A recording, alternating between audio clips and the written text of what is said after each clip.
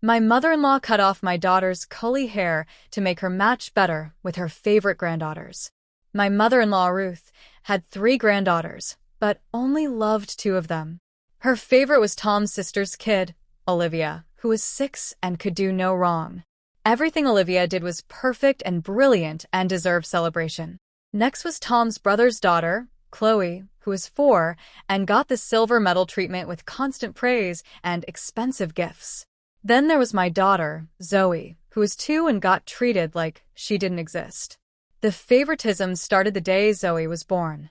Ruth showed up at the hospital 3 hours late because Olivia had a dance recital that couldn't be missed.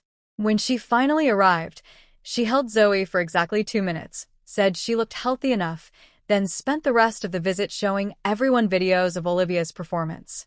For Zoe's first birthday, Ruth brought a $10 stuffed animal from the pharmacy.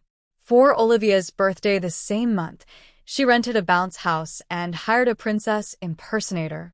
The difference was so obvious that other family members started commenting, but Ruth would say Olivia was older and needed more elaborate parties. Tom always made excuses, saying his mom was just more comfortable with older kids, but I knew better. Ruth would babysit Olivia and Chloe every weekend, taking them shopping and to movies and restaurants. When I asked if she could watch Zoe for 2 hours so I could go to a doctor's appointment, she said she was too busy.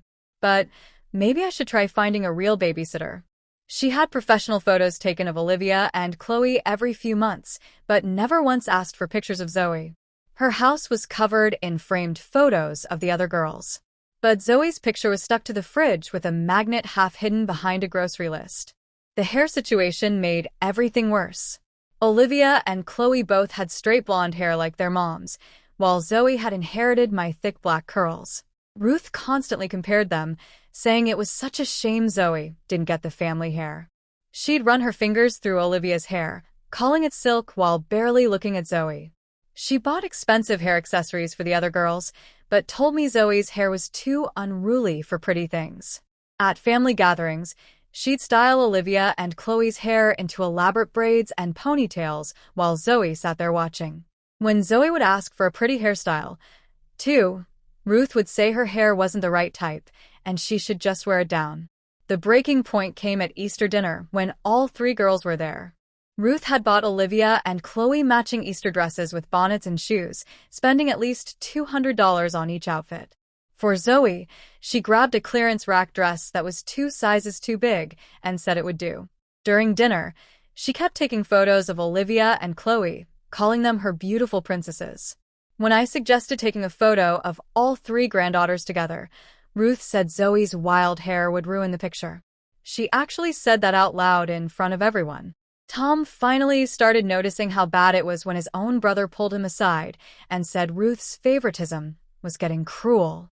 The next week, Tom and I had to attend his company's award ceremony, where he was getting a promotion.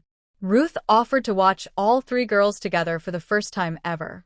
I was suspicious, but Tom's sister and brother pushed for it, saying maybe Ruth needed time with all of them to bond properly. I left Zoe with her favorite dress and a bow for her hair, hoping Ruth might include her for once. When we came back, Olivia and Chloe were playing dress-up in Ruth's jewelry while Zoe was sitting alone in the playpen with her beautiful curls completely gone. Ruth had cut my baby's hair into this choppy disaster that barely covered her ears. It was so uneven and horrible that Zoe looked like she'd been attacked. Ruth's explanation made my blood boil. She said Zoe's hair was making the other girls look bad in photos, and now all 3 granddaughters matched better. She literally destroyed my daughter's hair because it didn't look like her favorites. She said I should be grateful because now Zoe might fit in with the family better. Tom lost it completely, screaming at his mother about her blatant favoritism and cruelty. Ruth just shrugged and said if we'd given her a blonde granddaughter like everyone else, this wouldn't have happened. That comment broke something in me. I took Zoe home and spent the night holding her while she kept touching her missing curls. The salon could only do so much to fix the hack job, and my beautiful girl looked so different.